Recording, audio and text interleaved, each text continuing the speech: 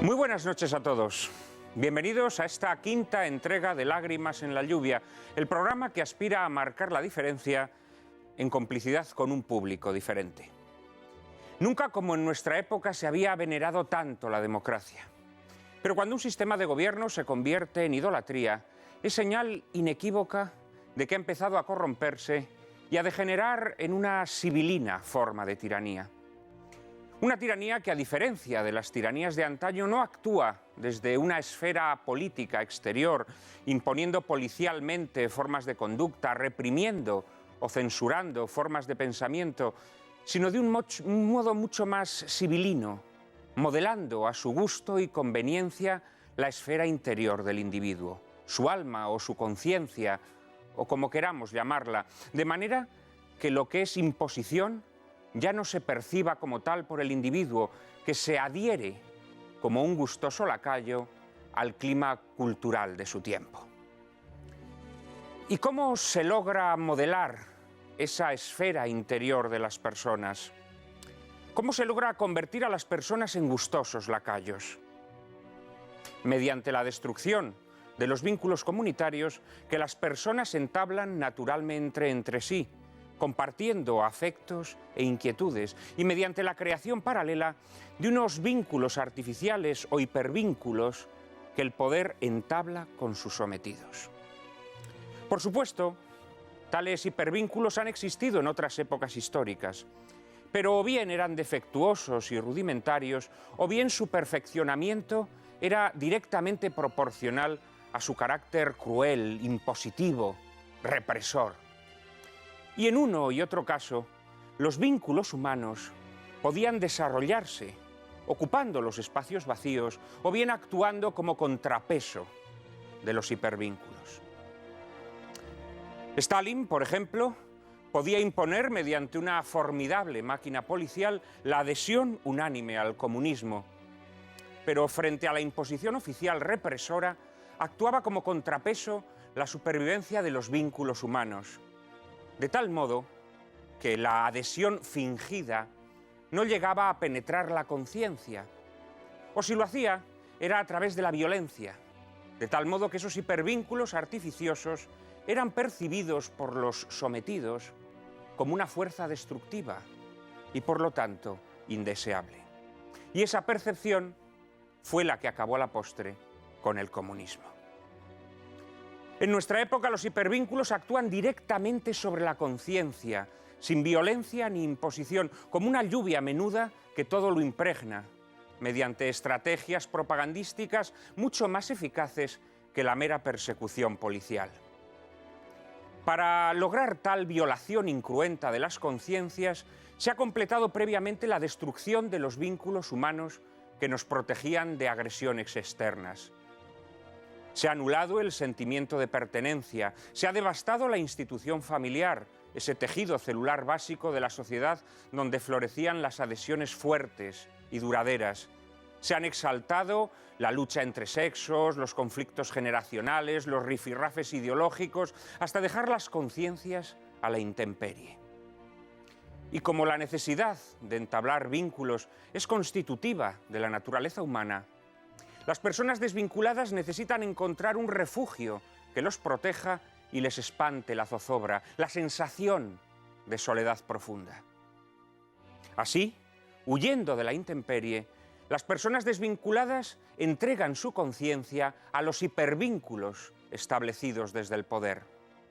Comulgan con las ruedas de molino de las ideologías triunfantes, se adhieren fervorosamente a las consignas establecidas por la propaganda, rinden en fin su alma a la trituradora que los recibe con una sonrisa aparentemente hospitalaria. Esta nueva forma de tiranía es el factor más significativo de nuestra época. Y en la consolidación de esta tiranía desempeñan un papel primordial los papeles políticos y los medios de comunicación confabulados en la conquista del poder y encargados de convertir a esas personas desvinculadas en meros proveedores de votos. A cambio de esos votos, una vez conquistado el poder, los partidos políticos, lejos de aunar voluntades, exaltan nuestras diferencias, convirtiéndonos en chiquilines emberrinchados que reclaman que sus intereses egoístas sean encumbrados a la categoría de derechos. Ya no existen asuntos indemnes al rifirrafe ideológico. Podría afirmarse incluso que las diversas formaciones políticas hallan un inescrutable deleite en crear divisiones por doquier, como si la multiplicación de la conflictividad fuese el alimento de su fortaleza. Ocurre esto, paradójicamente, en una época en la que no nos cansamos de invocar melosamente palabras como tolerancia o consenso. Pero lo cierto es que tales invocaciones no son sino subterfugios retóricos que disimulan la incapacidad para crear entre las personas adhesiones consistentes, nacidas de un sentido de pertenencia. A la postre, lo que se encubre con tales invocaciones melosas es la atomización de la sociedad, cuyos miembros solo pueden tolerarse mediante el aislamiento. Desde el momento en que ese aislamiento se infringe, brotan enseguida las chispas. Vivimos en una demogresca creciente, de todos contra todos. El obrero contra el empresario, el catalán contra el madrileño, la mujer contra el hombre, el hijo contra el padre. Una demogresca en la que los derechos que nos asisten han extraviado su ingrediente social para convertirse en armas arrojadizas que enarbolamos contra el prójimo, en quien ya solo vemos un enemigo potencial dispuesto a inmiscuirse en nuestro ámbito de sacrosanta libertad. Libertad que solo puede ejercerse como expresión de aislamiento y desvinculación. Y esta demogresca creciente, que no es sino impotencia para alzarse sobre un nivel rastrero de polución ideológica e individualismo a ultranza, acaba corrompiendo cualquier posibilidad de entendimiento. Y es que la demogresca, que en épocas de bonanza económica resulta todavía soportable, pues cada quisque puede crearse a su medida un mundo egoísta erizado de alambradas, acaba condenando a las sociedades a su disolución cuando asoma la zarpa de la crisis. Una sociedad halagreña en la que faltan los vínculos de auxilio natural que sus miembros se procuran entre sí, puede subsistir mientras fluye el dinero y duran los subsidios administrativos, pero desaparecidos esos lenitivos del fracaso, no le queda otra escapatoria que el canibalismo. Y en medio de este panorama, ¿queda algún resquicio de esperanza para que las personas recuperemos los vínculos que nos hacen fuertes? ¿Seremos aún capaces de detener esta nueva forma de tiranía que, a la vez que modela a su gusto la conciencia de las personas, las aísla y convierte en meros proveedores de votos? ¿Es posible regenerar la política desde abajo, influir en las decisiones que se toman en el seno de los partidos, fomentando los vínculos asociativos que nos hacen fuertes? A todas estas preguntas trataremos de dar respuesta en nuestro coloquio con unos invitados de excepción. Ignacio Arzuaga, presidente de la Asociación Acteoir, Alfredo Dagnino, presidente de la Fundación San Pablo CEU, Mario Conde, que en su libro El Sistema describe una situación muy semejante a la que les acabo de apuntar, y el presidente de esta casa, Intereconomía, Julio Ariza, cuya fisonomía muchos de ustedes quizá no conozcan, pues es proverbial su rechazo a aparecer en programas televisivos. Pero hoy, Julio Ariza, después de hacerse mucho de rogar, ha querido hacer una excepción y los espectadores de Lágrimas en la lluvia tendrán la oportunidad de conocerlo un poco mejor. Les prometo un debate formidable, pero antes, María Cárcava les presenta la película que lo ilustrará. Muy buenas noches, Juan Manuel, muy buenas noches a todos. La película que veremos a continuación se titula Juan Nadie. Es de 1941 y su director es nada más y nada menos que Frank Capra, autor, como bien saben desde casa, de grandes clásicos del cine como Caballero sin espada, Vive como quieras o La inconmensurable Qué bello es vivir.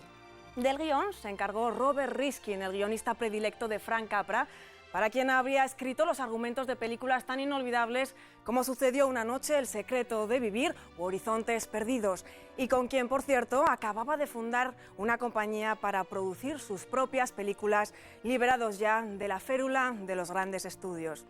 En el reparto encontraremos a un apuesto Gary Cooper encarnando el papel protagonista masculino y a una temperamental Barbara Stanwyck dándole réplica.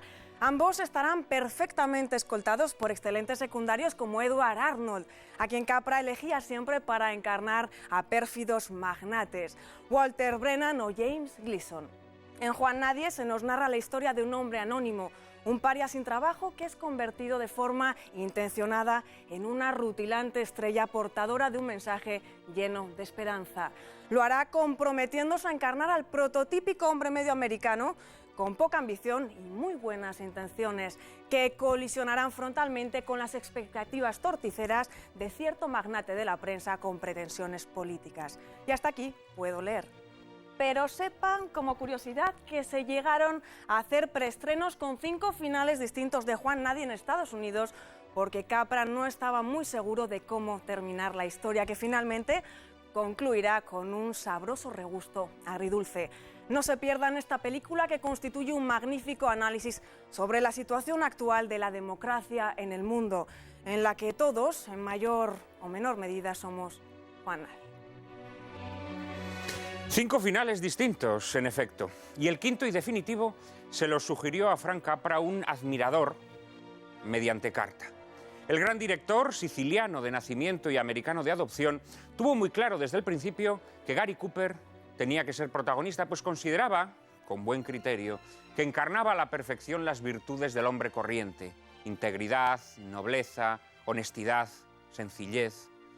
Aunque aún no existía guión cuando le ofreció el papel, Gary Cooper, que acababa de rehusar nada más y nada menos que el papel protagonista en La diligencia y en Lo que el viento se llevó, se apresuró a aceptar por miedo a rechazar otra gran oportunidad. Y lo mismo ocurrió con los demás actores, que firmaron su contrato sin haber leído siquiera el guión, confiando enteramente en su director.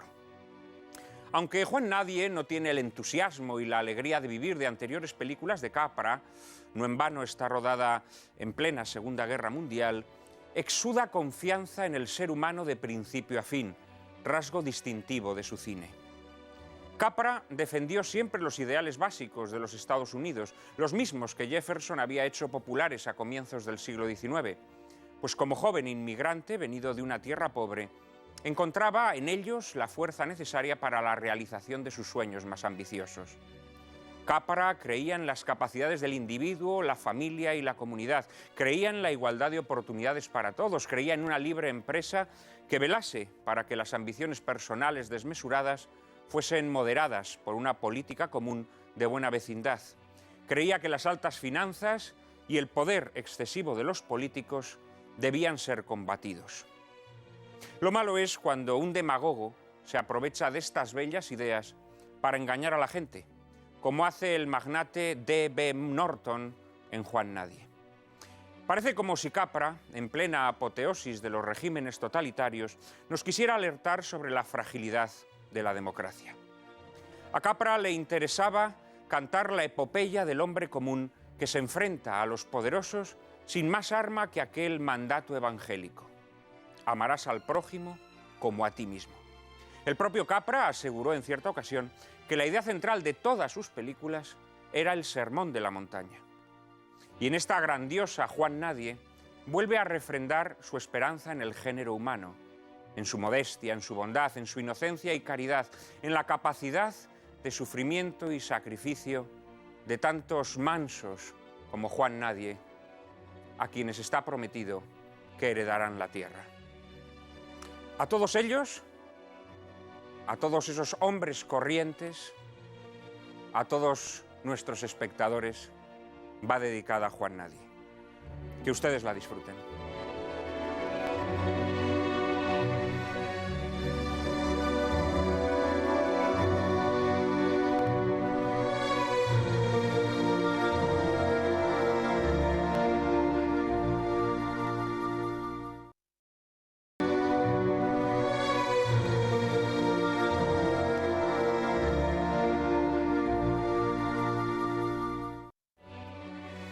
Un peliculón tremendo, como les decía.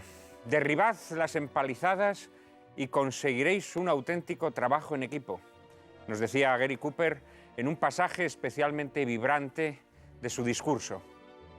En Lágrimas en la lluvia creemos en los vínculos humanos y en el trabajo en equipo. Y por eso queremos que todos ustedes nos escriban a nuestro correo electrónico y nos hagan propuestas y sugerencias. ¿Hemos recibido muchos correos esta semana, Cárcava? La verdad es que como todas las semanas, sí, muchos correos como el de Nieves Zafra y su esposo desde Cuenca, que te agradecen a ti, Juan Manuel, tu forma mordaz y clara y el enfoque católico con el que abordas todos los asuntos que se tratan en este programa. Otro mail sería el de Augusto Slater, un estudiante de Historia en la especialidad de América, que nos felicitaba tanto por la película que emitimos la semana pasada, Capitán de Castilla, como por la elección de los invitados que participaron en el debate. Manuel Maldonado, desde Córdoba, nos ofreció una interesante y extensa reflexión sobre el Día de la Hispanidad. Y estos, como se imaginan, son solo una mínima parte de todos los mails que hemos recibido, que agradecemos, que leemos con detenimiento y que esperamos seguir recibiendo de ustedes. Les recordamos nuestra dirección de correo electrónico: lágrimas@intereconomia.tv. Repetimos, lágrimas@intereconomia.tv. Ahí estaremos esperando todas sus observaciones y sugerencias. Y hoy están aquí con nosotros unos invitados excepcionales, uno de esos cuartetos que son casi como para enmarcar, me atrevería a decir. Está con nosotros Ignacio Arzuaga, presidente de Hazte Oír. Muchísimas gracias, Ignacio. Muy buenas noches. Por aceptar nuestra invitación. Está también con nosotros, frente a él, Alfredo Dagnino, presidente de la Fundación CEU San Pablo, letrado del Consejo de Estado, una persona muy querida en esta casa y a quien todos ustedes conocen sobradamente por su magnífica actividad al frente del CEU y también por sus intervenciones en los programas de esta casa. Muy buenas noches, Alfredo, muchas gracias por estar aquí. Muy buenas noches y gracias a vosotros. Está con nosotros otro asiduo de Intereconomía. Muchos de ustedes lo ven todos los jueves en El Gato al Agua, el buque insignia de esta cadena. Don Mario Conde, empresario, abogado del Estado, autor de un libro que antes citábamos, antes de la película, El Sistema, que indudablemente tiene que ver mucho con los asuntos que se plantean en esta obra maestra de Frank Capra. Y last but not least, que diría un anglosajón, por último, pero no lo menos importante, tenemos entre nosotros a Julio Ariza, presidente de Intereconomía. Julio Ariza tiene una aversión especial a aparecer en programas televisivos. Al parecer le provocan erisipela o algún tipo de alergia cutánea, pero hoy ha querido hacer una excepción con nosotros. Le hemos dicho: Julio, este es un programa en el que tu presencia sería muy especialmente significativa. Primero, porque se tratan muchos asuntos que sabemos que te interesan. La posibilidad de transformar las sociedades de abajo, la posibilidad de volver a crear vínculos entre la gente que está separada y rota, la posibilidad de hacer sentir orgullosos a muchas personas anónimas de aquellas cosas que piensan y sienten y no se atreven a expresar. Pero también juzgábamos que su presencia aquí era muy importante porque Julio Ariza es también, digámoslo en tono humorístico, un magnate de la prensa, como este villano Norton que aparece en la película. Y, naturalmente, su opinión sobre el papel que desempeñan los medios de comunicación en una situación como la actual es especialmente interesante. Julio, muchísimas gracias por hacer esta excepción y estar hoy aquí en Lágrimas en la lluvia. Un programa que además es una apuesta personal tuya, que yo te agradezco muy especialmente. De acuerdo, pero ni aversión ni magnate. Oye, han sido ironías ambas. Te excepciono ambas expresiones. Han sido ironías ambas. Bueno, ¿qué os ha parecido la película? No me diréis que no es una película absolutamente magistral y que plantea unos temas de una vigencia absoluta, Alfredo. A mí me parece una obra maestra. Yo que soy un gran aficionado al cine en blanco y negro y a la filmografía de Frank Capra, me parece con, igual que Bello es vivir, una de las grandes películas de Frank Capra, ¿no? Que es mucho decir, ¿eh? Porque Frank Capra es uno de los grandes maestros. Que es de esto mucho de decir. Y a mí, pues esta película la verdad es que me suscita pues muchísimas cuestiones que yo creo que son vertebrales ahora mismo en lo que es el debate que acontece en la vida pública en Occidente y muy particularmente también en nuestra nación, ¿no? O sea, por ejemplo, para empezar, la concepción de la política. La concepción de la política y si la política es monopolio de una clase. La idea de clase política. O de a dónde puede degenerar o derivar una concepción de la política en manos de una oligarquía, en manos de partidos que asumen el monopolio de la participación y de la representación política. Esas son unas cuestiones clave hoy. En segundo lugar, la idea de la democracia. O sea, la idea de una recta concepción de la democracia. ¿Podemos seguir entendiendo o concebiendo una democracia puramente formal? Una democracia que se circunscribe a introducir una papeleta en la urna periódicamente cada 4 años. Yo creo que sacralizar una democracia, como muchas veces algunos sacralizan en esos términos, es desvirtuar la democracia. Y yo creo que esa es una segunda cuestión hoy fundamental. En tercer lugar, y lo hemos visto en la película, y tú has hecho referencia a ello, yo creo que tangencial, es el hombre y una sociedad hambrienta de ideales, hambrienta de fundamentar la convivencia civil sobre unos principios y que no encuentra muchas veces cauce de expresión y de canalizar esos principios, ¿no? Bueno, son muchas las cuestiones que suscita, por ejemplo, el tema del factor de la moral y de los valores cristianos en la vida pública, que es algo transversal en la filmografía de Frank Capra y que aquí ya aparece, a lo mejor no de forma explícita, pero también, ¿no? También las patologías de las alternativas al sistema, la influencia de los medios de comunicación, que pueden hacer mucho bien, pero que pueden secuestrar también al poder político, a las instituciones. O sea, en resumidas cuentas, yo, aparte de, me parece una película grandiosa, desde el punto de vista de una película que sirva de fondo y de fundamento para un debate, me parece magistralmente elegida, ¿no? Ignacio. A mí también me ha parecido una gran película, he disfrutado mucho viéndola, en primer lugar por la factura, pero sobre todo por ese contenido, ¿no? Esa especie de canto al pueblo americano que es capaz de movilizarse a favor de valores positivos, de valores que cambian la sociedad, que pueden transformar una conciencia de un pueblo completo, un pueblo como es el americano, ese canto hacia la libertad. Estaba recordando, por ejemplo, el director del periódico Medio Borracho cuando le explica a Juan Nadie que efectivamente, bueno, pues... sí, es víctima de un... Sí, hace una especie de canto a la libertad frente a esa clase política o ese sistema que de alguna forma quiere ahogarlo, ¿no? El propio Juan Nadie, cuando le sacan de ese discurso en ese estadio gigante, ahí habla de los clubes, ¿no? y de cómo esos clubes organizados son la verdadera esperanza del futuro de la humanidad, llega a decir, ¿no? Por lo tanto, ese futuro, esa libertad, está en ese pueblo y no está ni en los magnates, los de los medios de comunicación, los grandes empresarios, los partidos políticos, pero ni siquiera está en el propio Juan Nadie. O sea, en un momento dado, Juan Nadie toma conciencia de que esa obra le trasciende y esa obra está en esos clubes, en ese pueblo organizado, motivado fundamentalmente por esos grandes ideales que se separan de la política del día a día, ¿no? Que representa también ese magnate de la comunicación y todos esos poderosos que le rodean. A mí la verdad es que me ha parecido una gran película y sobre todo una película que te hace pensar mucho sobre en qué situación estamos en todo el mundo occidental, en España en particular, cómo esos políticos, esa clase política ha secuestrado la participación y cómo la sociedad movilizada, ilusionada, puede también tener una voz en el debate público y puede cambiar la sociedad.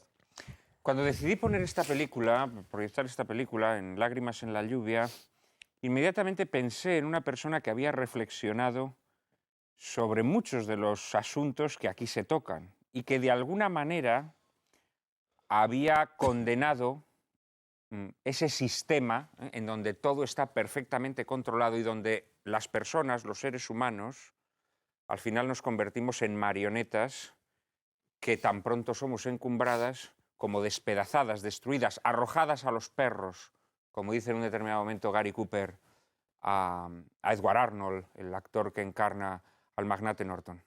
Me refiero, claro está, a Mario Conde. Mario, estoy seguro que viendo esta película habrás encontrado muchos paralelismos con esa visión que tú expones del sistema en tu obra. Yo tengo que empezar diciendo que doy mi palabra de honor que yo no la había visto, porque esta mañana cuando... la he visto esta madrugada. Cuando terminé de verla, al lado había una noticia que es que a Camilo José Cela le querían acusar de un plagio, de un premio, ¿no? Y ahora acusan a Lara. Yo lo que tengo que decir es que mi libro El Sistema se escribió, yo no había visto nada de esta película, absolutamente nada, y que quede claro. Hay varias reflexiones así de inicio, ¿no? La primera, los temas que antes has apuntado, por ejemplo, la clase política y la democracia formal, ¿no? En el libro El Sistema está reflexionado este concepto. Es decir, transitamos aristocracia, burguesía, que es la que hace la Constitución del 12, la revolución del llamado proletariado, y ahora aparece una nueva clase en sentido estricto. Y en ese libro yo razono por qué cuando hablo de clase política no estoy utilizando dos palabras, sino una categoría en sentido estricto, porque funcionan con un mecanismo de casta y de apropiación del poder. El concepto de democracia formal está dicho, y el ahogo de la sociedad civil en sentido estricto está teorizado.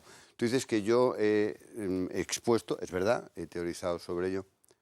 Aparte de teorizado, pues algo de tiempo de mi vida me ha costado. Pero yo quería hacer una reflexión. Por ejemplo, uno lee a Confucio, ¿no? Y muy bien, y dice Confucio cómo estaba la situación en el año 500 antes de Jesucristo, y encuentras un cierto paralelismo con la que hay hoy.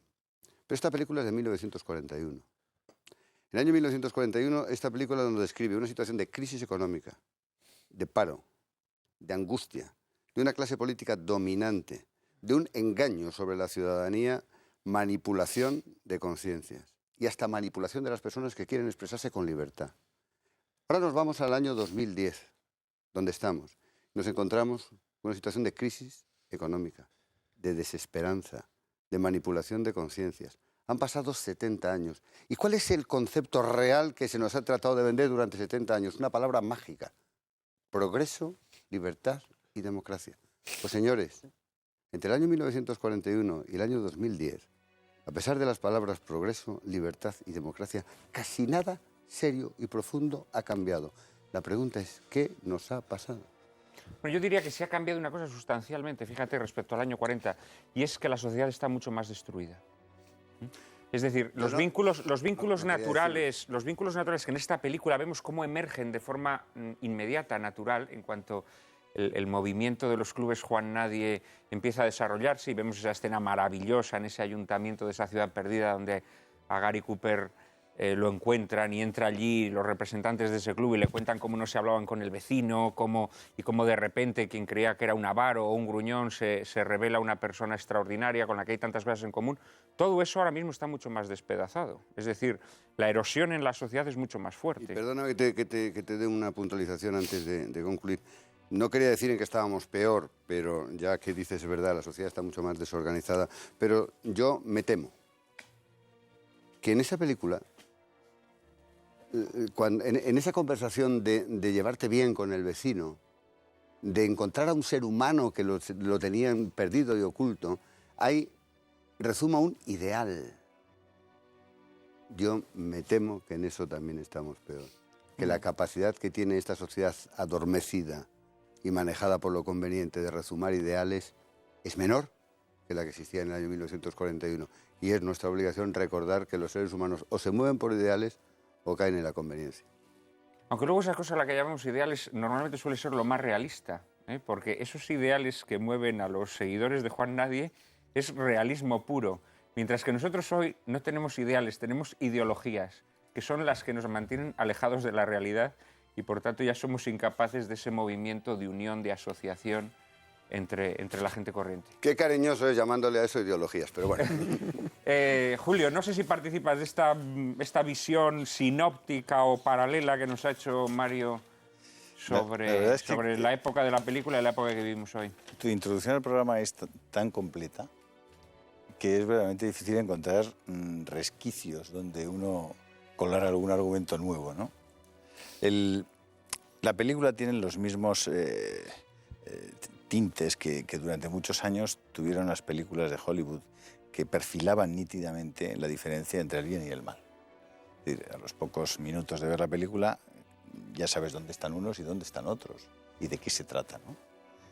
¿Y qué puede ocurrir si ganan unos y qué puede ocurrir si ganan otros? Y ese principio casi maniqueo de Ormuz, de Arimán, que está en toda la filmografía del Hollywood hasta los años finales de los 60, probablemente los 70, está clarísimamente marcada.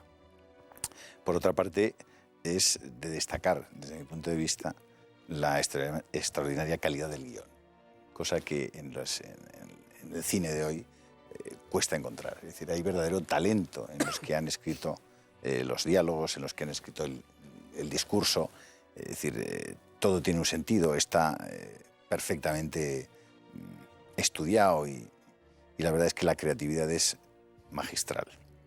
Hay un momento especialmente interesante cuando el ciudadano empieza a tomar conciencia de su verdadero poder, que no es, como decías muy bien tú, el hecho de tener un voto, sino más bien el hecho de tomar conciencia de su propia realidad y asumir la voluntad y poner en marcha la voluntad de cambiar las cosas.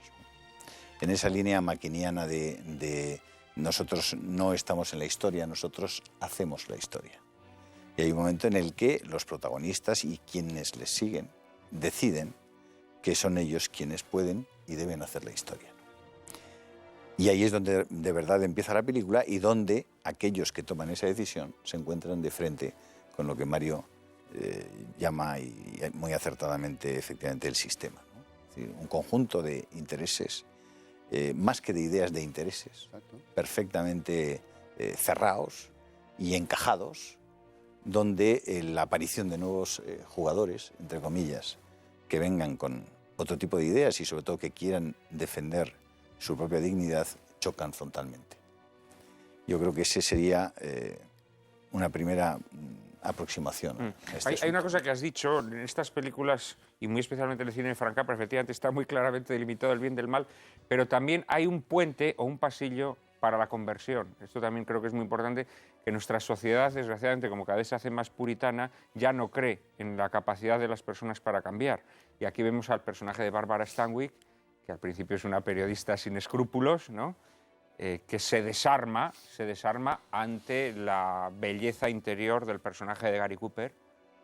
Y tenemos al personaje del editor del periódico, no recuerdo ahora su nombre, que también en un momento dado, siendo un periodista que es una especie de mandado, ¿no?, del magnate, en un determinado momento antepone la verdad, aprovechándose de que está borracho, y le dice a Gary Cooper lo que verdaderamente le espera. Es decir, el fenómeno también del cambio, de la transformación en las personas es muy importante en la película.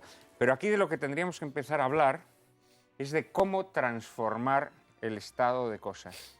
¿Existen posibilidades de que esa democracia formal a la que se refería Alfredo, y con esto te interpelo a ti precisamente, ya que sacaste el tema, ¿habría posibilidades de cambiar esto desde abajo? ¿Habría posibilidades de que la sociedad nuevamente vinculada vuelva a tener voz y regenere esta democracia que se nos está pudriendo?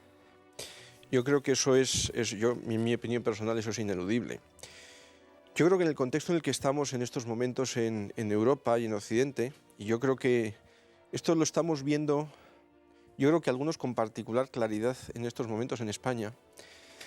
Yo creo que las respuestas fundamentales a las grandes cuestiones que nos jugamos hoy en la vida pública de España, a mi modo de ver, es difícil que puedan provenir de la clase política, de esa casta a la que se refería Mario Conde, del Estado, del pensamiento oficial, de la universidad oficial, del mercado. O sea, yo estoy convencido de que ahí no va a brotar energía renovadora de ningún tipo.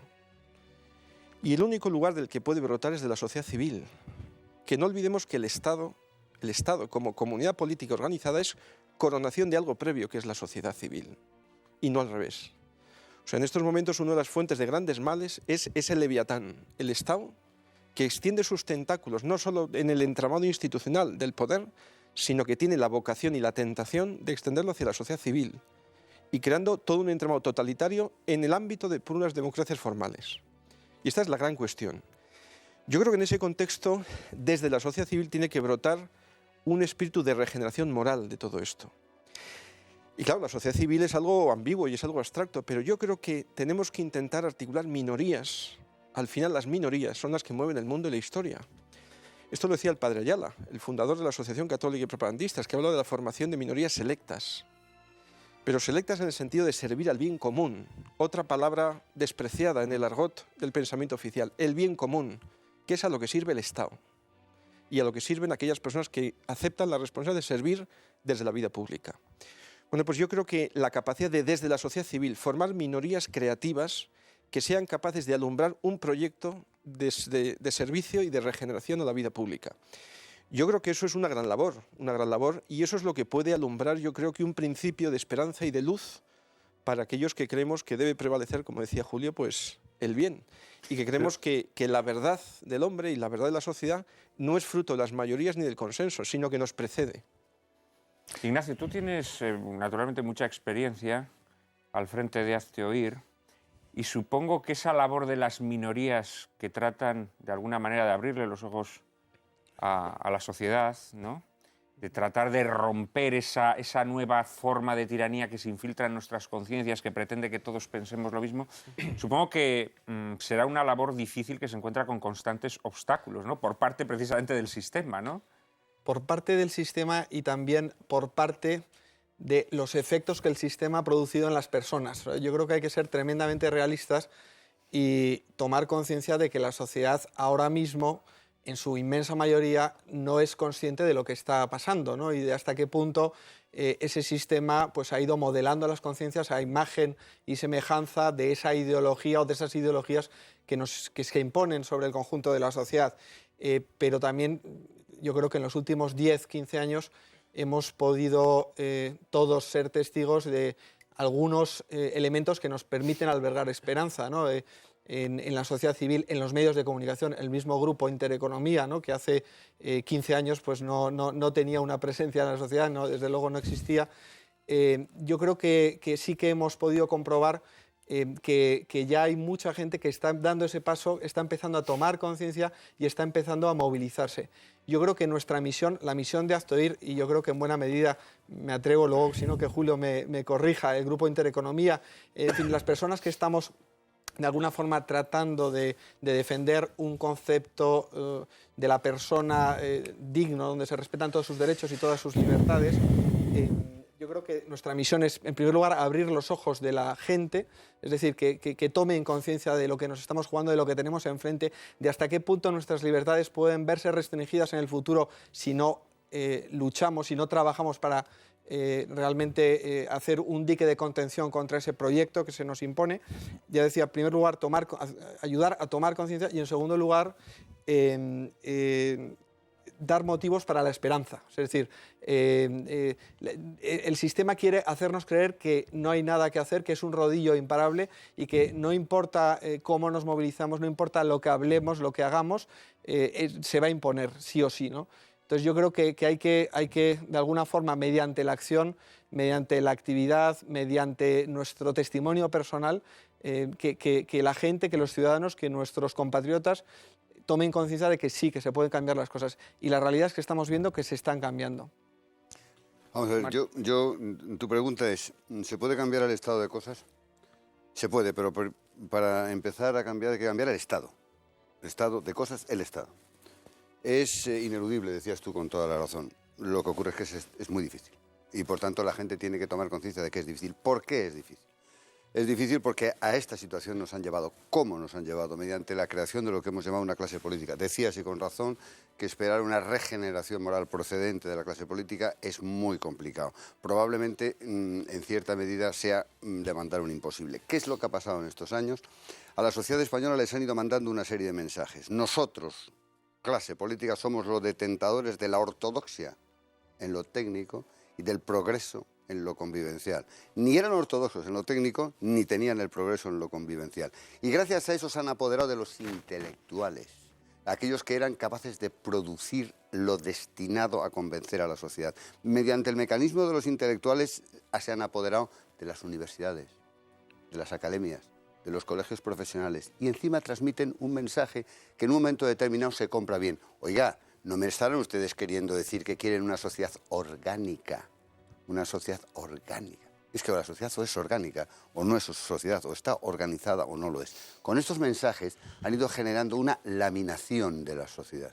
Y hoy en día, en el momento que nos toca vivir, en una de las crisis más importantes que hemos tenido, ¿dónde están las universidades? ¿Dónde los intelectuales? ¿Dónde las academias? Y la sociedad, nos guste o no, está desvalida.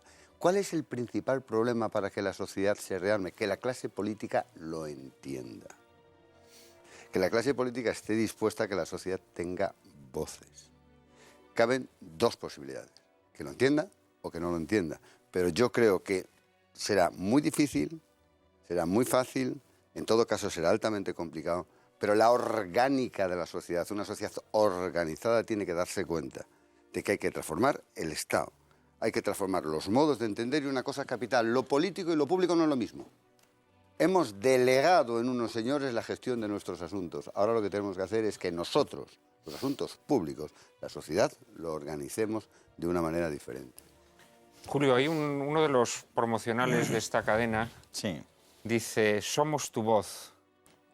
Supongo que tú efectivamente eres consciente de la responsabilidad que un medio como Intereconomía tiene precisamente de recoger la voz de toda esa gente laminada, ¿no?, por el sistema, toda esa gente que está constantemente recibiendo mensajes según la ortodoxia oficial, ¿no?, toda esa gente que está absolutamente aplastada pues, por castas intelectuales, políticas, etcétera, etcétera, que le lanzan siempre un mismo mensaje, ¿no?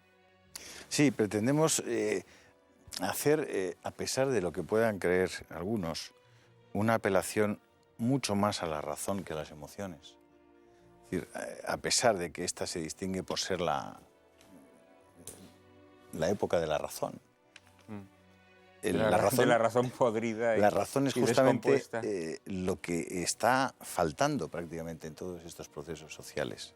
Es decir, una primera apelación al hombre para que, como sería natural, tome conciencia de su propia identidad, de su propia dignidad, es previa. Pero inyectar también en los procesos de formación de las personas muchos de los elementos y de los conceptos que han dejado de ser normales. El concepto de ley natural, el propio derecho natural, la ley eterna, la libertad vinculada que tú mencionabas al principio y mencionas constantemente, y que presupone que la libertad no es la carencia absoluta de vínculos, sino la aceptación de los vínculos más excelsos por encima de los vínculos que te esclavizan. Hay un montón de conceptos antropológicos, psicológicos, filosóficos, lógicos, que están fuera en este momento de la dinámica habitual de los medios de comunicación y de los, digamos, de los procesos de maduración social. En la medida en que quedan fuera, lo que sale, y el hombre que produce esa situación es un hombre profundamente incompleto, pero también profundamente infeliz. Y al final, yo siempre digo que de lo que tenemos que hablar, y cuando hablamos de política y hablamos de sociedad, siempre hablamos del hombre, y siempre hablamos del hombre con la capacidad de ser feliz, con la posibilidad de ser feliz. Ese hombre que en la medida solo y en la medida en que es consecuente con su propia naturaleza, que la conoce, la acepta, la respeta y vive conforme a ella, puede ser feliz. Y en la medida en que no comprende esto, no consigue nunca una felicidad profunda, una felicidad en serio. Y por eso, previamente a la apelación al cambio social, hay que apelar al hombre para decirle, levántate, toma conciencia de tu dignidad y ponte a pensar. Sí, claro, el problema es que lo que hoy le ofrecen al hombre, naturalmente ya no es una reconciliación con su propia naturaleza, sino que es una exaltación de sus caprichos, de sus apetencias, de sus deseos, y el encumbramiento de sus caprichos, de esas apetencias, de esos deseos a la categoría de derechos, ¿no? Es decir, tus intereses particulares, tus conveniencias, te las convertimos en derechos y así vas a ser una persona felicísima. No, claro, así eres una persona, en primer lugar, egoísta, claro, que busca siempre la satisfacción propia, ¿no?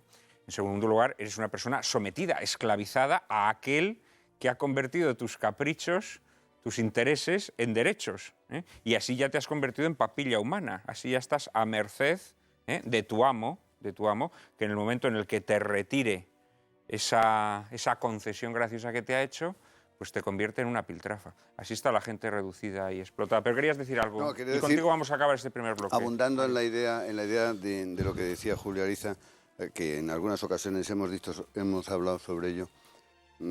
Y a mí no solo no me da reparo decirlo, sino que me produce mucha alegría enfatizarlo, ¿no?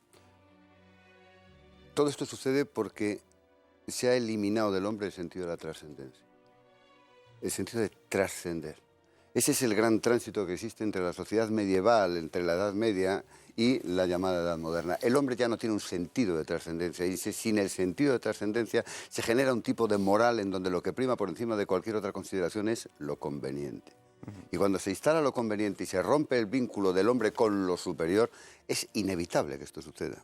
Absolutamente inevitable. Y cuando se pone al servicio de la ruptura de la trascendencia, incluso la ciencia, porque hay hasta premios Nobel que escriben sobre el llamado concepto científico del alma, cuando esto sucede, es el campo abonado para que por el mecanismo de inducción al ser humano le metan, en vez de valores, conveniencias.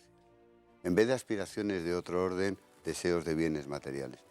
Si no se recupera al ser humano su sentido de la trascendencia que está aquí por algo y para algo, no conseguiremos un modelo que nos permita ni siquiera ser felices.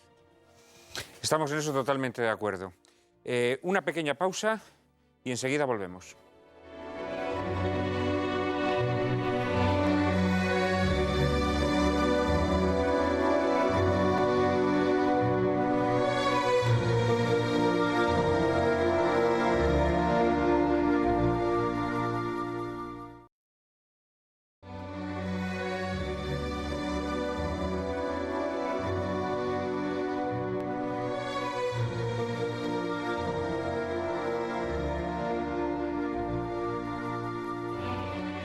¿Es posible cambiar el estado de cosas, el sistema desde abajo? ¿Es posible influir en la política? ¿Es posible que la sociedad se rebele contra el estado de cosas? Precisamente en las últimas semanas se han vertido ríos de tinta sobre un fenómeno transatlántico, los Tea Parties, que quizá podrían ser una posibilidad de introducirse desde la sociedad en la política. María Cárcava nos presenta este fenómeno. El Tea Party es un movimiento ciudadano que surgió casi de forma espontánea en los Estados Unidos en 2009 como respuesta a las medidas intervencionistas del gobierno de Barack Obama. Se fue gestando poco a poco, manifestación a manifestación, hasta convertirse en una fuerza política de enorme influencia. Está compuesto por miles de asociaciones locales sin estructura ni líder que, aprovechando los modernos medios de difusión en Internet, apuestan firmemente por una vuelta a los valores defendidos por los padres fundadores de la patria y levantan su voz ante asuntos como la reforma sanitaria y la inmigración. El Partido del Té toma su nombre del Boston Tea Party, una organización política de resistencia al mandato inglés en Norteamérica que se formó en 1773 como protesta contra el monopolio de la importación del té a las colonias y, por supuesto, por los elevados impuestos que se gravaron al producto. Actualmente está formado por ciudadanos que se sienten defraudados por un gobierno que ha agrandado la deuda de los norteamericanos para subsidiar proyectos que no gozan de apoyo popular. El Congreso norteamericano ha decepcionado a la población y las consecuencias están manifestándose con el triunfo electoral en las primarias de los candidatos independientes. Sus victorias en estados tradicionalmente demócratas demuestran que los más desilusionados con el gobierno son aquellos que votaron a Obama. Pero los Tea Baggers, como se conoce a los simpatizantes del Tea Party, también son muy críticos con algunos partidos políticos republicanos.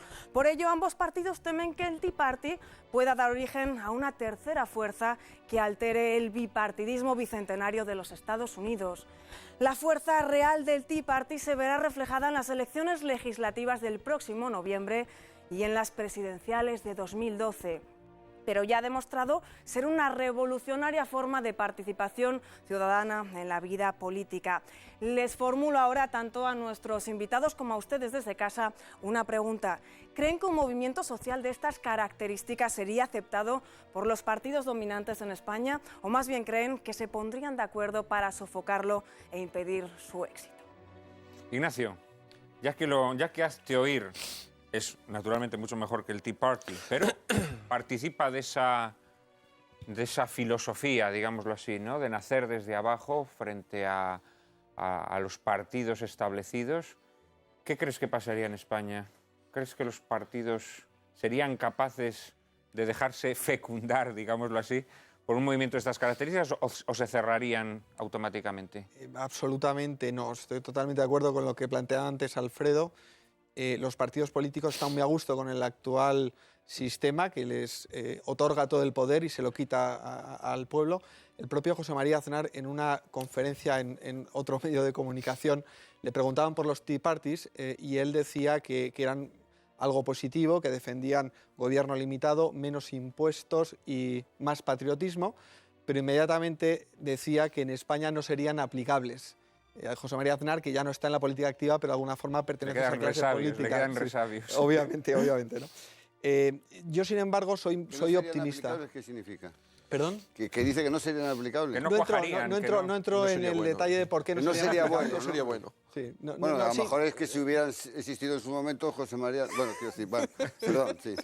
No, bueno, yo pienso que sí que hay alguna posibilidad. Desde luego es muy difícil porque nos enfrentamos contra Goliat y desde luego Goliat es muy poderoso, pero en España sí que ha habido ese resurgimiento a raíz, primero, de la política radical extremista, no radical sino extremista, de José Luis Rodríguez Zapatero, precisamente del hecho de que el Partido Popular y la derecha política nacionalista y no nacionalista no ha dado una respuesta contundente, ideológica a esa política extremista de Rodríguez Zapatero, y luego también al hecho de que tenemos las nuevas tecnologías, ¿no? La TDT, Internet, yo creo que son canales de difusión que permiten que la sociedad civil organizada, conservadora, de derecha o defensora de las libertades y los derechos fundamentales, de alguna forma tenga una presencia y una participación. De hecho, si me permites la broma, Ignacio, yo creo que os llamáis Hazte Oír porque habéis nacido en España y aquí, conociendo al gobierno de Zapatero, no os podríais llamar Hazte Escuchar, que es lo que en realidad debería ser vuestro nombre, ¿no? Pero, Alfredo. No, por favor. Que es sorprendente muchas veces, o sea, el miedo a la libertad y a la expresión espontánea de la propia sociedad. O sea, que podría servir a lo mejor a otros para mejorar. No, para afianzarse en ese corralito que se diseña desde el Estado y desde el poder público, ¿no? Sí, corralito, pero luego los que lo sufrimos el corralito somos nosotros. No, a mí me parece que este movimiento, más allá de las singularidades históricas de los Estados Unidos y de las particularidades del lugar, hombre, es fruto de la vitalidad y del vigor y del dinamismo de la sociedad civil, ¿no? De una sociedad que es titular de derechos que preceden a la comunidad política. Y como decía Mario, es decir, la estructuración en cuerpos intermedios, las corporaciones, la familia, o sea, es que el movimiento, a pesar de que se ha hecho en 2009, esto arranca de muy atrás. En la revolución conservadora en los Estados Unidos, de las que son piezas claves la escuela, las iglesias, la comunidad local. Y todo un tejido social muy activo y muy dinámico. Y luego, en segundo lugar, hombre, un ámbito en el que la clase política quizás tiene una peculiar idiosincrasia muy distinta a la europea, que no tiene esa idea de casta, de oligarquía. Hay partidos, pero los partidos no son estructuras del Estado, son cauces de participación política, pero que no son el monopolio de la participación política. Hay vida política al margen del Estado y al margen de los partidos, y eso es fundamental.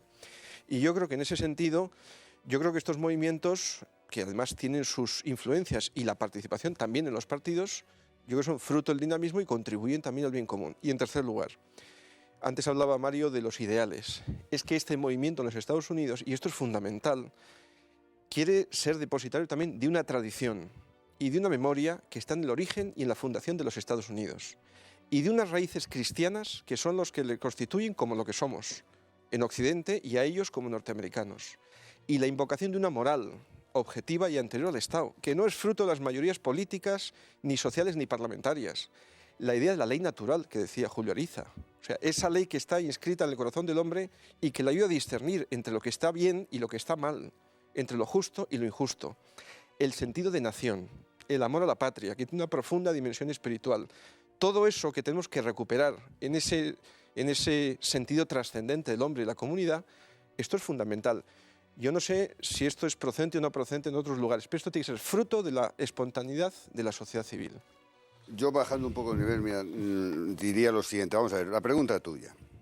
¿Los partidos políticos se ponen en contra o ayudan al movimiento? Definitivamente, contigo. En contra. ¿Y por qué se ponen en contra? Vamos a ver qué es, qué representa y vamos a ver con qué confluye. ¿Qué es? Un movimiento asociativo ciudadano.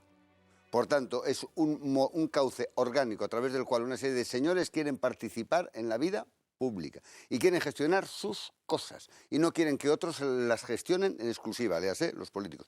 ¿Y por qué no quieren que otros las gestionen en exclusiva? Porque al juicio de estos señores lo han hecho mal, porque han tenido una serie de errores capitales y una serie de valores que son básicos de la convivencia. Por tanto, como resulta que es un movimiento no político y que nace como consecuencia del convencimiento de que la clase política no lo ha hecho bien, ¿cómo vamos a pedir que la clase política lo estimule? Pues no, no lo va a estimular. Lo va a aceptar solo si es inevitable. Es inevitable, que es lo que decíamos al principio. Desde luego, desde el punto de vista de los deseos, es absolutamente inevitable. ¿Cómo?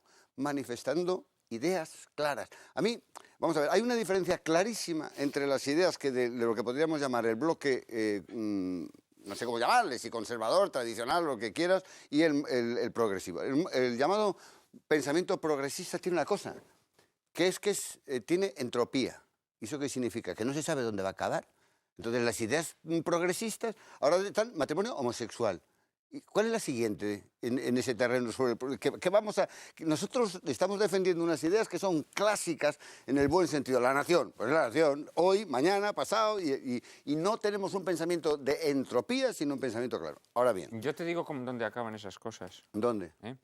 Cuando tú abres una puerta, primero la entreabres, luego la abres del todo, luego pones un tope para que no se cierre y luego obligas además a la gente a pasar por ella. Es decir, con el aborto, por ejemplo, se ve muy claro la evolución, ¿no? El aborto lo admitimos en circunstancias excepcionales, luego ya unos supuestos establecidos en el Código Penal, luego ya lo convertimos en un derecho protegido y luego, que será el siguiente paso, no nos engañemos, será obligatorio. Pero de acuerdo. O sea, eso está clarísimo. Pero lo que ha ocurrido aquí es que la sociedad se ha dado cuenta de que muchas cosas de las que les han vendido durante estos años, primero, digámoslo claro, no son verdad. Y en segundo lugar, han conducido a un estado de cosas que es realmente catastrófico. Y entonces han dicho, señores, o nos ocupamos nosotros de nuestras cosas, o como se sigan ocupando los demás de nuestras cosas, ¿qué ocurre? Que es extremadamente difícil. Y si queréis luego hablamos de ello. Porque el sistema no es un conjunto de clase política, ¿eh? El sistema es una imbricación, como mínimo secante y probablemente concéntrica, entre clase política, clase financiera y medios de comunicación. Y cuando estos tres elementos capitales se unen con una finalidad determinada que es defender... Julio decía esto, y es que es claro, la relación o el hilo con el que se teje el sistema son intereses. Y hay que decirlo. Entonces, cuando se ha dado cuenta la sociedad de esto, ha dicho, un momentito, no, ahora nos vamos a nosotros a ocuparnos de nuestras cosas. Y nosotros vamos a decir lo que creemos. Si ustedes no creen, pues usted se va a enterar. Independientes. Vamos a ver. ¿De verdad nos creemos que con la clase política española y la de otros países, aquí cabe la posibilidad de ser verdaderamente independiente y ejercer como tal independiente? ¿Es que la clase política está dispuesta a admitir independientes? Inmediatamente diría, es que este me hace sombra, es que el otro me hace sol, es que no sé qué, no sé cuántos, a ver si con la obsesión de que le muevan la silla. Aquí no quiere nadie mover la silla a nadie. Aquí lo que quieren es que no nos muevan nuestras familias, nuestro bienestar, nuestra forma de entender y que nos permitan creer incluso en el sentido de la trascendencia. Solo queremos eso. Nada más. Es que, sí que es verdad que el punto de ebullición que propicia un movimiento social de esas características en Estados Unidos es muchísimo más bajo que la temperatura necesaria en este momento en las sociedades europeas y en la sociedad española para que haya un movimiento social desde abajo, ¿no? Aquí posiblemente estamos todavía en el Tila Party, ¿no? Lo que necesitamos es un consumo enorme de esa sustancia para poder no ponernos extremadamente nerviosos ante los abusos del poder que está ya verdaderamente sofocando los más recónditos recovecos del ser humano, ¿no? Es decir, aquí ya prácticamente han decidido y les estamos permitiendo que decidan prácticamente sobre todas aquellas cosas que afectan íntimamente a nuestras vidas. Julio, remarcha esa frase y perdona que te corte. Les estamos permitiendo. Claro. Remarcha esa palabra. ¿Qué es la clave de esa clave que acabas de decir tú? ¿Qué es el Tea Party en Estados Unidos? Ya no queremos seguir permitiéndoles. Es que eso les estamos permitiendo. Hay cosas para que los Tea Parties no salgan de aquí absolutamente ensalzados. A mí hay cosas en los Tea Parties que no me gustan, ¿eh? Es muy evidente que les falta el concepto de la pietas cristiana, que sobre todo es un concepto que se ha extendido en lo que podríamos llamar el ámbito católico. Y es un movimiento al que le falta sentido de la caridad, de lo solidario, en muchos ámbitos. Pero probablemente, Juan Manuel, si me permites, por su propia desvertebración. Es decir, no es una cosa extrañamente organizada, bien, no es una cosa... No, pero que a mí me gustaría el Tea Party, pero el Tea Party, repito, Pero con probablemente tú estás hablando de un Tea Party en una pequeña ciudad de Minnesota y puede haber un llamado también Tea Party en Florida. Claro, sí, o en sí, tal, sí, es un movimiento multiforme. Que realce otro tipo de cosas. No, yo lo que veo muy claro, Efectivamente. en España, por ejemplo, vamos a ver, en España hay una cosa que es contra natura. Vamos a ver, la izquierda tiene un modelo social muy claro, clarísimo. Tiene unos paradigmas culturales muy claros, absolutamente claros. Y tiene además unos objetivos muy claros. Decía Mario Conde que el progresismo no sabe a dónde nos lleva. Sí, sí sabe a dónde nos lleva, querido Mario. Y tú que tienes una visión trascendente de la vida, lo sabes perfectamente. Nos lleva a un sitio que está muy abajo, es muy oscuro y huele a azufre. Pero tiene muy claro, sí, destrucción de la familia, claro que sí. Destrucción de la familia, falta de respeto absoluto a la vida. No te creas que reír a veces es disentir, ¿no? O sea, lo tiene muy clarito, muy clarito, muy clarito. Claro, aquí lo dramático es que la gente que no participa de ese modelo social, la gente que postula un modelo absolutamente contrario, se encuentra, hombre, con que la formación política que se opone supuestamente al progresismo, sin embargo, ha aceptado, no te diré con entusiasmo, pero sí con tibieza, con pusilanimidad, ha aceptado ese modelo social que nos impone el progresismo. Juan Manuel, la derecha europea Esto es en monstruoso. buena medida ha abdicado de las Claro. ideas y de la batalla cultural. Entonces a la derecha habrá que decirles, Esa oiga, es la señores, que cuestión. nosotros lo que queremos es que defiendan Juan un Manuel, modelo alternativo. Eso lo hemos debatido en No el esta- mismo modelo, Lo hemos en debatido en versión esta casa. sucedánea o remojadita con tila. O sea, ¿no? la cuestión, Por seguir con la política metáfora. se puede reducir a la pura y simple tecnocracia Claro. o está al servicio de ideales. Claro. Esa es la cuestión. Pero incluso lo malo es que cuando la fijaros política se que cada reduce a la vez- tecnocracia, perdón Julio, y la tecnocracia encima en algunos casos arroja unos niveles de técnica no especialmente cualificados, encima es una tecnocracia no particularmente cualificada que se refugia en una cosa que se llama la ortodoxia. Dice, yo soy el ortodoxo, usted es un heterodoxo. No, mire usted lo que pasa es que no sé si es ortodoxo o no, pero vamos, de momento usted es un inculto. Y las cosas que está... pero claro, no. En este país, en los últimos, y lo hemos debatido en esta casa, y es importante que se sepa, desde el año 1996 hasta el año 2010 han transcurrido 14 años, 16, 1994. 14. 16. 16. En los 16 años hemos tenido 8 años de gobierno del PP y 8 años del gobierno del PSOE. Los problemas capitales, esenciales y estructurales subsisten. siguen sin ser los mismos. Y desgraciadamente, cada vez que tenemos que decir, es que no se ha hecho, ¿y por qué no se hizo antes? Es decir, el concepto de clase política y de sistema se superpone. Hay un célebre tratado sobre los partidos políticos de Robert Michels, que es de 1911, que es una crítica tremenda a los partidos políticos a propósito de la socialdemocracia alemana a principios del siglo. Eso era un juego de niños comparado con lo que hoy son los partidos. O sea, el drama de las democracias actuales, y la española también, es el peso de la partitocracia. Claro, los partidos no se abren a la sociedad, no son permeables, y es una casta endogámica, y por consiguiente que se transforma en oligarquía. Y gracias a un sistema electoral que propicia eso, una divergencia constante entre los representantes y el pueblo. Pero la sociedad dio previamente un paso atrás, Alfredo. Exacto. Es decir, eso no hubiera ocurrido si los seres humanos organizados no hubieran hecho dejación de sus propios deberes Sin duda. y de sus propios derechos. El poder tiende naturalmente a ocupar todo el espacio disponible, como los gases. Pero si ese espacio le es permitido. Yo estoy de acuerdo. Yo creo que resulta muy sencillo echar la culpa a los políticos, echar la culpa a la clase política, al sistema. Yo creo que si estamos en la situación en que estamos, la culpa la tenemos precisamente los ciudadanos que hemos cedido esos espacios al poder, espacios que nos corresponden a nosotros como seres humanos individuales. Y por ese mismo motivo también comparto las ideas que se han transmitido hoy aquí, que la regeneración va a venir de la sociedad. Esa batalla cultural no podemos esperar que la dé el Partido Popular. Y es un drama, porque tenemos la mitad de la sociedad española que tenemos una representación, por supuesto que sí, que hay una cierta representación, pero no hay una representación genuina de las cuestiones que realmente nos preocupan, ¿no?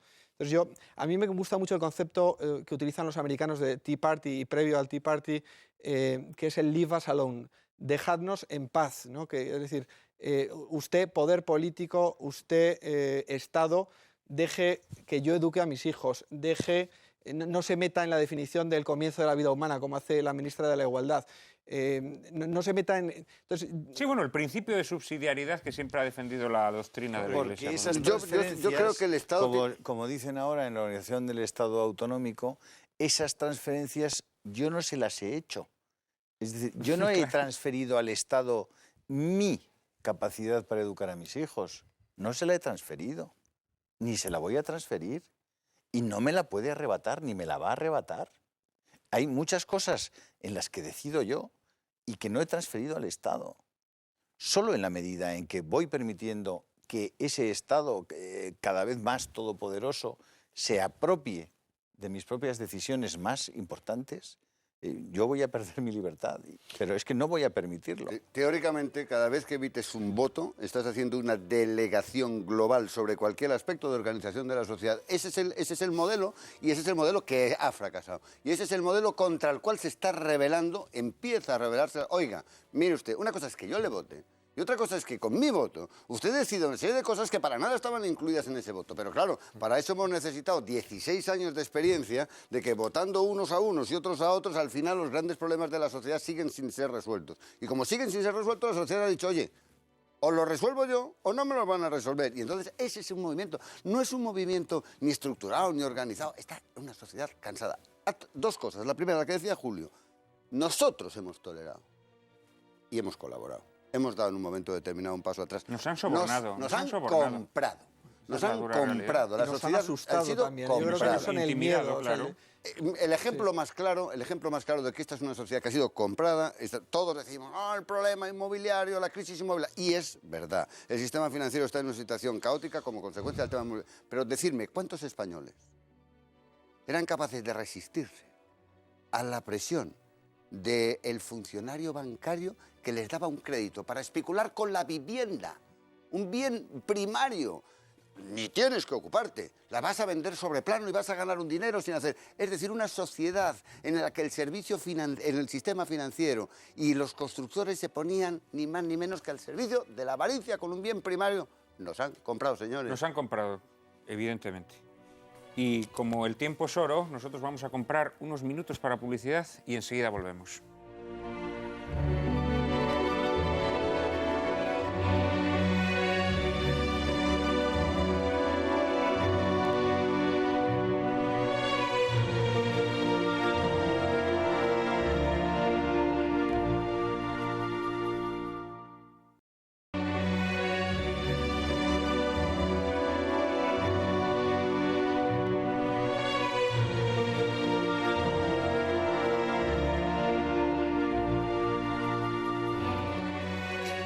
Nos decía antes Mario Conde que no fuésemos ilusos, que no creyésemos que el sistema, como él lo llama, solamente está formado por esa casta política.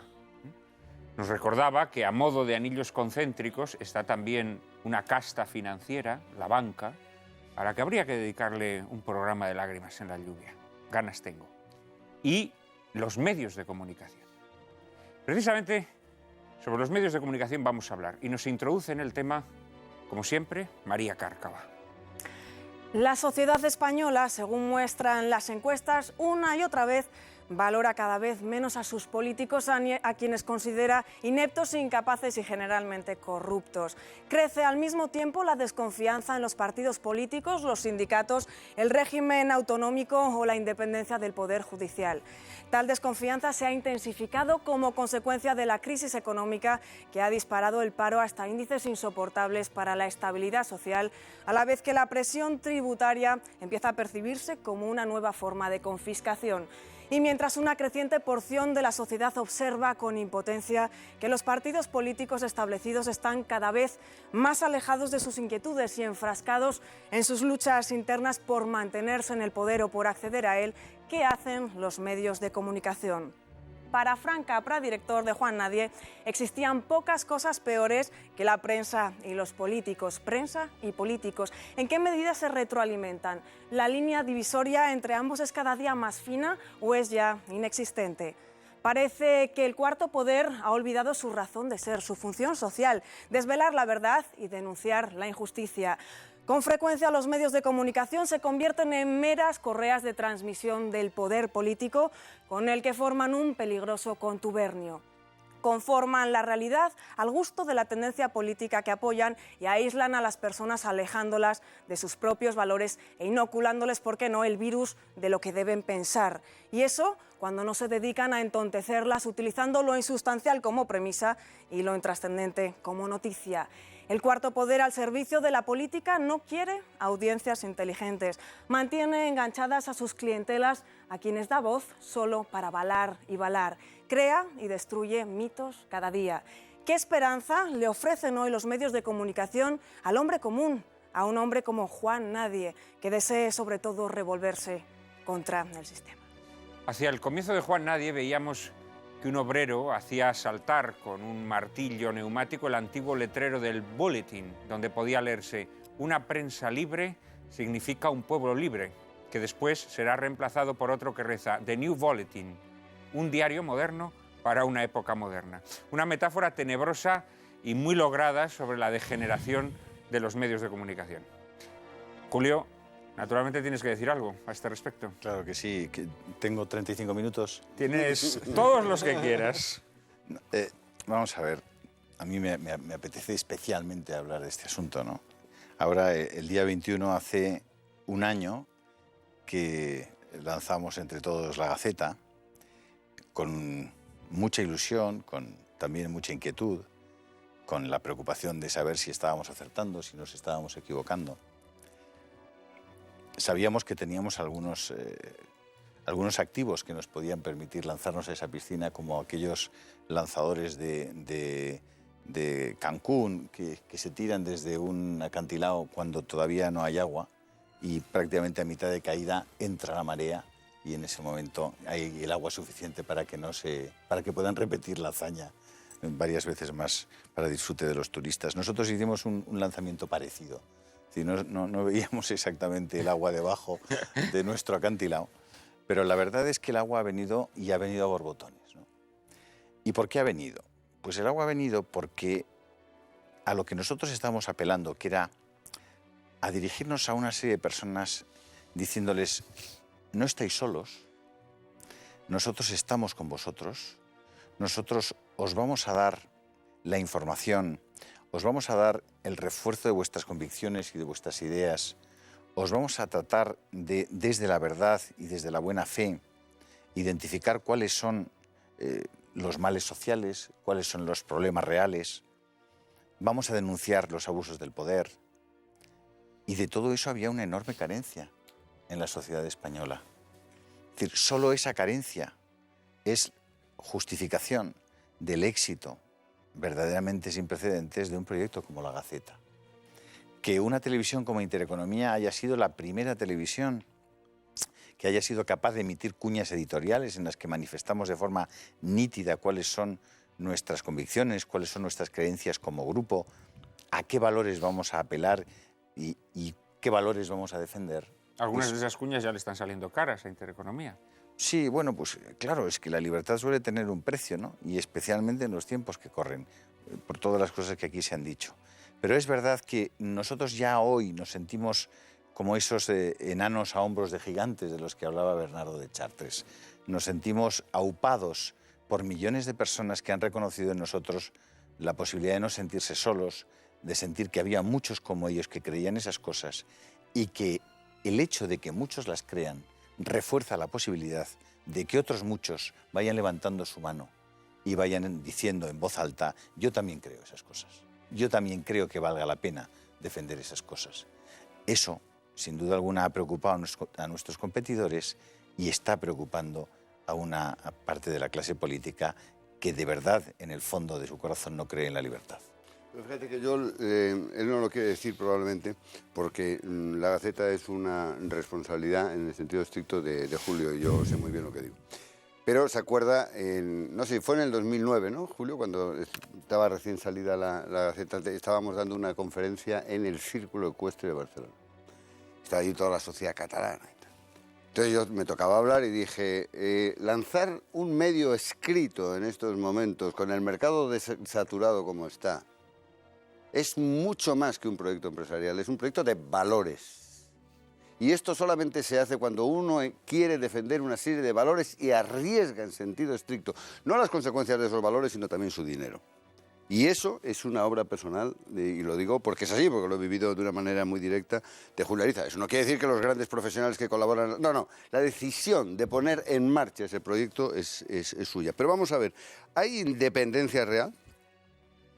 Y como yo he preguntado si se puede decir la verdad, pues digo, pues no. Te exigimos que digas Pues la verdad. no, vamos a ver. Y eso lo digo teóricamente con una... No, lo digo por experiencia personal, porque he vivido en un mundo en donde los medios de comunicación estábamos ahí. ¿Cómo se controla o cómo se cortocircuita la independencia de los medios de comunicación para que la gente lo entienda? Primero, con el poder del Estado, con el fiscal. Hay una frase en la película terrible que dice el dueño del medio de comunicación: llama al fiscal y dile que le detengan, que le acusen de cualquier cosa, pero que le detengan, que no vaya. Llama al fiscal, que le acusen de cualquier cosa. ¿Esto qué es? ¿Una cosa de película? Esto no es una cosa de película. Esto pasa. Segundo instrumento, el financiero. Los medios de comunicación son empresas. Las empresas tienen recursos propios y ajenos.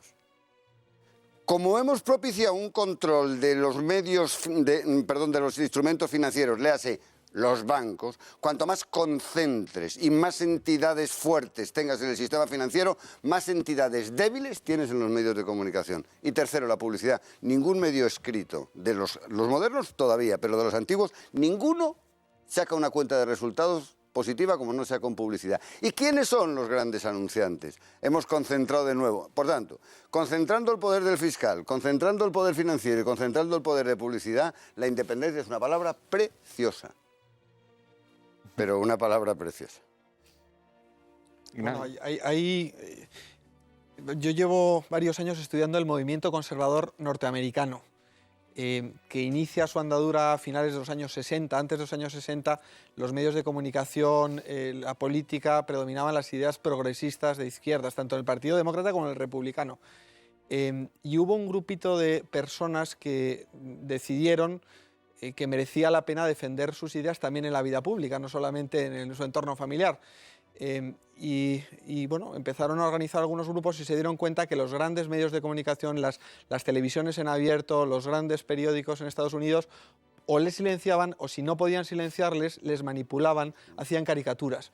Entonces decidieron tratar de buscar medios de comunicación alternativos que les permitieran llegar directamente a su base social, a esa mayoría de norteamericanos que seguían compartiendo esos valores tradicionales. Y fundamentalmente utilizaron 4 medios, ¿no? 4 cauces que me parecen muy interesantes. En esa época, en los años 60, 70, el correo postal, y utilizaron las técnicas de marketing directo para llegar a su base, transmitir mensajes y también hacer fundraising. Cartas. Cartas, correo postal, y conseguían también financiación. Es otro nivel de financiación, pero también conseguían... se inventaron el concepto de talk show, mezclando entretenimiento e información en la radio, y empezaron con pequeños programas. En cuanto salió la televisión por cable, apareció Fox News. Aquí en España con la TDT ha aparecido Intereconomía, y luego mucho más recientemente todo el Internet, y hoy día en Internet en la lengua inglesa, que es la lengua que predomina, es mayoritariamente conservadora de derechas, ¿no? Si me permites, Ignacio, sí. Está bien lo de que ha aparecido Intereconomía, pero nosotros no aparecimos de esta manera. Estrictamente. Nosotros utilizamos la televisión por satélite para nacer. Nosotros no teníamos ninguna concesión de televisión, vamos, las que había de TDT en ese momento, que se adjudicaron en el año 2000, en las que nosotros participábamos con una pequeña, una participación accionarial muy pequeña con el Grupo Vocento en en Net Televisión en ese momento no estaba desarrollada, y lo que pusimos en marcha, y concretamente fue El gato al agua, el primer programa que nosotros pusimos en marcha, fue a través de las plataformas de satélite, ¿no? En ese momento también se produjeron las primeras concesiones de televisión digital terrestre que dio el gobierno de Esperanza Aguirre en la Comunidad de Madrid, y de las 48 licencias que en ese momento dio el gobierno de Esperanza Aguirre, Intereconomía fue adjudicataria de una de las 48, ¿no? Esa es la historia real de cómo nosotros pasamos de la apuesta por de la televisión satélite o la televisión cable a través de Imagenio a la televisión TDT, que en un momento determinado efectivamente sustituye a la televisión analógica y da el gran vuelco al panorama de la televisión en abierto, ¿no? Exactamente igual que Fox News, ¿no? Que busca un canal alternativo, Eso es. que es la televisión por cable, y precisamente Intereconomía nace en cable y luego da el salto a la TDT. Pero precisamente la TDT lo que permite es que haya más canales. Claro, cuando solo había televisión en abierto no había ese hueco, ¿no? Intereconomía, primero por cable y luego por TDT, ha conseguido encontrar una oportunidad para transmitir, para defender unos valores y para llegar a un público cuando antes no existía esa posibilidad. Pero no solo se trata de llegar a un público, perdona, se trata de eso. Y el asunto pendiente es el siguiente. Tenemos unas redes sociales, tenemos internet, y tenemos un nivel de conciencia probable, y digo en sentido estricto, estamos empezando a tener un nivel de conciencia distinto. ¿Cómo hacemos que ese nivel de conciencia distinto se traduzca en consecuencias jurídico-políticas distintas? Por ejemplo, en el Tea Party lo están haciendo a través de candidatos independientes. Es decir, señores, no vale con pensar así. Además de pensar, tenemos que hacer cosas, actuar de una manera. Y el actuar de una manera significa conseguir leyes, conseguir mecanismos que permitan que quiten los diques a la libertad y que permitan a la gente sentirse libre verdaderamente. Esta es la siguiente asignatura. ¿Cómo se hace? Pero mira, el problema en España sería muy gordo, porque mira, los medios de comunicación, por ejemplo, los medios de comunicación, no nos engañemos, dependen en gran medida de la publicidad institucional. Eso es. Si nosotros cogemos el listado de los anunciantes más importantes de los medios de comunicación, veremos que, bueno, después de las grandes compañías, ahí están las diversas administraciones, luego partidos políticos, etcétera, etcétera. Claro, cualquier iniciativa surgida desde abajo, lo primero que iban a hacer los medios de comunicación, salvo alguna loable excepción, es silenciar ese fenómeno. Yo estoy seguro que, Ignacio, tú tendrás un montón de anécdotas y experiencias de cómo los medios de comunicación han intentado silenciar iniciativas de Hazte Oír. En fin, resultaría casi tedioso contarlo, ¿no? Pero luego, si quieres, si hay tiempo, nos cuentas alguna. Lo intentarían silenciar, estrangular. Luego, probablemente, lo que intentarían hacer es lo que se hace con Gary Cooper en esta película. Denigrarlo, llenarlo de mierda, destruirlo y arrojarlo a los perros. O sea, eso... los medios de comunicación son auténticas maquinarias de... En fin, tenemos ejemplos muy notorios, no diré nombres, ¿no?, de personas que han sido exaltadas, encumbradas, consideradas referentes sociales por gestos heroicos o actitudes valientes que han tenido en un determinado momento, y luego se les ha machacado, se les ha destrozado, permíteme, ponte en el pellejo de cualquier ciudadano normal que está en el salón de su casa viendo la televisión, está acostumbrado a ver el show sobre Belén Esteban o la serie de turno, de repente comete la tropelía de pasar con el mando a distancia por algunos canales y de repente se encuentra con una cuña en una cosa que tiene un torito a la derecha que empieza a decir: ella no cree que tenga derecho a matar a su hijo concebido y no nacido. Él no cree que los obreros y los empresarios deban ser necesariamente adversarios. Ella cree que el Estado no debe interferir en la educación moral de sus hijos. Él no... Claro, esa persona dice: yo estoy viendo la televisión, o esto le vuelve a dar al mando, a ver si es que se ha confundido y le ha entrado una señal pirata de algún planeta distinto. Eso es lo que en este momento ha hecho de Intereconomía verdaderamente una oferta singular. Y es que desde la televisión lo primero que hacemos es enviarle a nuestro receptor, al que respetamos, al que queremos, le estamos diciendo: oiga, nosotros somos esto y defendemos esto. Luego hacemos una televisión con entretenimiento, con información, con deporte, con música, si es posible, con buenos concursos. Claro que sí, porque nosotros tenemos que... Lo primero es que hacer una buena televisión. Pero sobre todo, debemos no traicionar a los que están esperando de nosotros que seamos motor de un cambio social. Entonces te pregunto, Julio, dentro de año y medio hay elecciones, gana el Partido Popular. Y el Partido Popular mantiene la ley del aborto o vuelve a la anterior, pero en definitiva permite que de matute o en fraude de ley se cometan 100.000 abortos al año. El PP mantiene la educación como está, de tal manera que se sigan imponiendo lenguas, la lengua en la que van a ser educados nuestros hijos. El PP mantiene el matrimonio homosexual en los términos en los que está hoy, ¿no? Con posibilidad de adopción de hijos. El PP mantiene, en definitiva, una serie de leyes. ¿Me aseguras que Intereconomía no traicionará a las personas que le siguen y seguirá exigiéndole al Partido Popular, igual que al Partido Socialista, que responda a esa voz de la gente? Es casi como si me preguntas si me aseguras que no te vas a suicidar. Yo no pienso suicidarme. Nosotros estamos haciendo televisión, estamos haciendo La Gaceta, estamos haciendo información y estamos liderando un grupo de comunicación que lo que pretende es cambiar la sociedad a mejor. Nosotros no estamos en política. Nosotros no queremos hacer estrictamente esa política con minúsculas. Nosotros nos dirigimos al hombre político y le decimos, hay una forma mejor de organizarse en sociedad. Hay una forma mejor de entender la libertad. Hay una forma mejor de entender la dignidad humana. Y conviviendo de esta manera vamos a ganar todos. Pero la primera condición es que yo respete que los otros también puedan, como hacen nuestros grupos competidores, proponer su propio modelo de sociedad. Claro que nosotros no vamos a respaldar a ningún partido político, se llame como se llame, que defienda las cosas que tú has mencionado. Claro que no lo vamos a hacer. Porque lo que vamos a seguir haciendo, en todo caso, esté quien esté en el gobierno, esté quien esté en el poder, es defender las cosas en las que nosotros creemos. Y lo vamos a intentar hacer, como lo hemos hecho hasta ahora, unidos, dando un frente común y sólido de todo nuestro equipo, de todos nuestros profesionales, defendiendo esas ideas.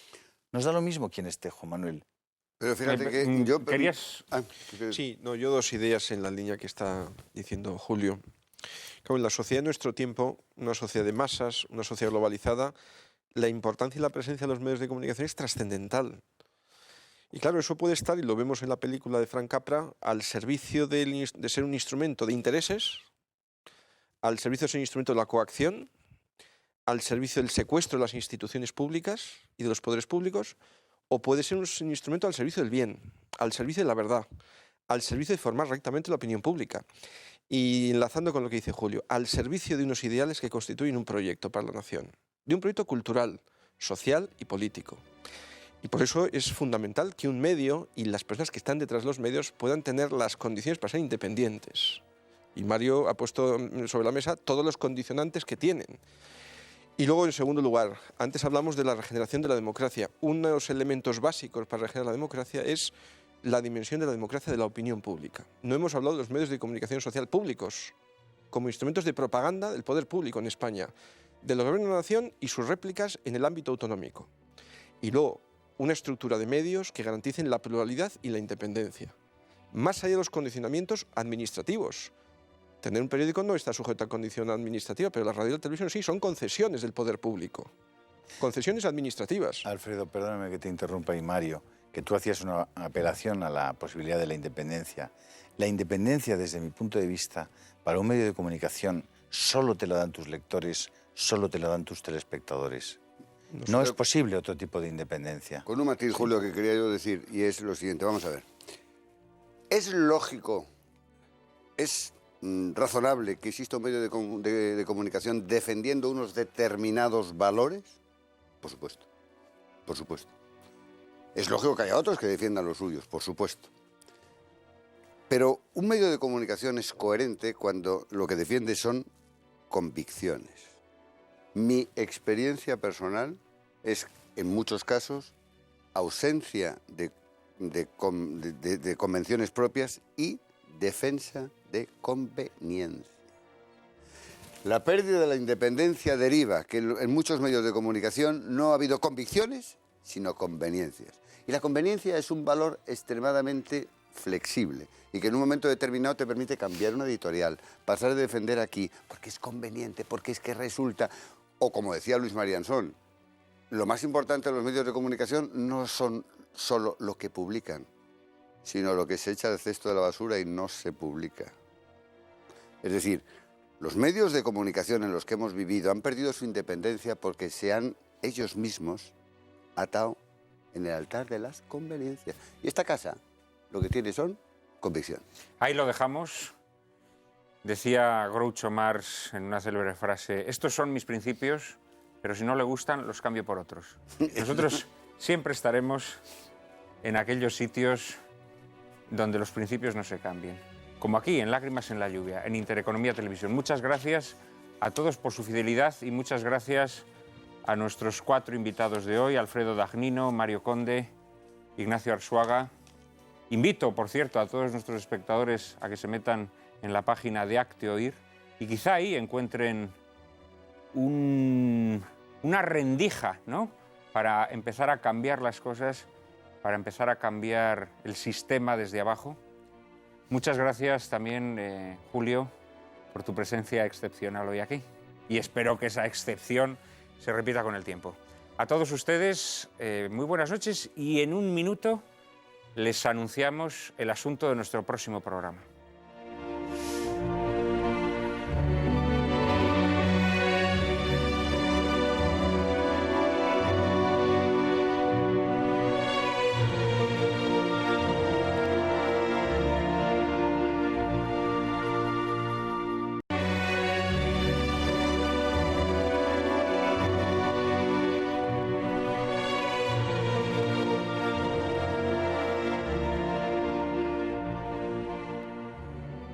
¿Tú sabías, Cárcava, que yo de niño soñaba con parecerme a Gary Cooper?